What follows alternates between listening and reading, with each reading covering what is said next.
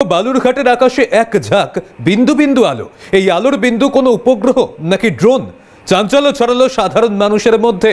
কয়েক কিলোমিটার দূরেই বাংলাদেশ সীমান্ত, আর সেই কারণেই এই বিন্দু বিন্দু আলো দেখে কিন্তু চাঞ্চল্য ছড়িয়েছে সাধারণ মানুষের মধ্যে।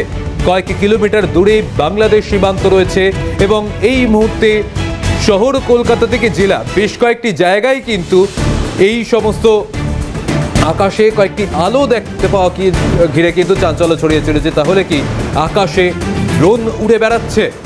যদিও এর আগেই দক্ষিণ চব্বিশ পরগনায় যে ছবিটা দেখতে পাওয়া গিয়েছিল, পরবর্তীতে জেলা পুলিশের পক্ষ থেকে জানানো হয় সেটি বিমানের আলো, সেটিকে ড্রোন ভেবে বিভ্রান্তি হয়েছে। কিন্তু বালুরঘাটেও আবারও এরকমই বিন্দু বিন্দু আলো দেখতে পাওয়া গেল।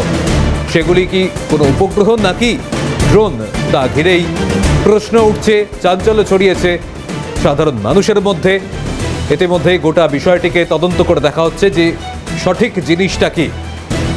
এমনকি কলকাতাতেও কয়েকটি আকাশে এরকম ছবি দেখতে পাওয়া গিয়েছিল, আকাশে বিন্দু আলো দেখে সেখানে ড্রোন বলে সন্দেহ হয়েছিল।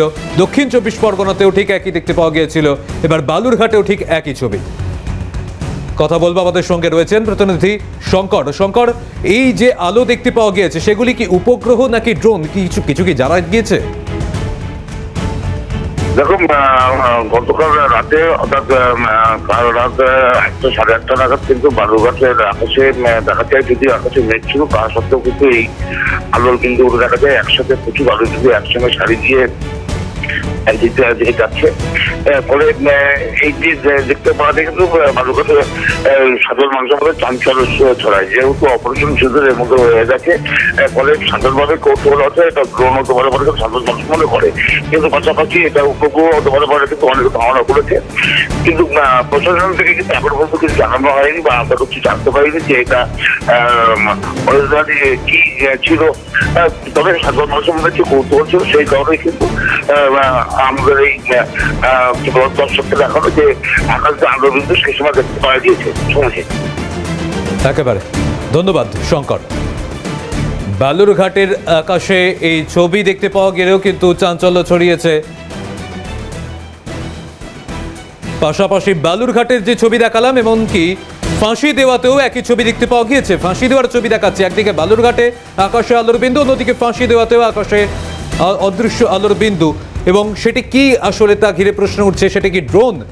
এখনো কিন্তু স্পষ্ট হয়নি সেগুলি। ফাঁসি দেওয়া থেকে আমাদের প্রতিনিধি পিকাই রয়েছেন, আমি পিকাইয়ের কাছ থেকে একটু জেনে নেওয়ার চেষ্টা করবো। পিকাই, বেশ কয়েকটি জেলাতেই কিন্তু একই ছবি দেখতে পাওয়া যাচ্ছে, রাতের আকাশে কিন্তু এরকম বিন্দু বিন্দু আলো দেখতে পাওয়া যাচ্ছে। এর আগেও দক্ষিণ চব্বিশ পরগনাতে দেখতে পাওয়া গেছিল, বালুরঘাট এবার ফাঁসি দেওয়া। জিনিসটা কি, কিছু কি স্পষ্ট করা হয়েছে এখনো পর্যন্ত?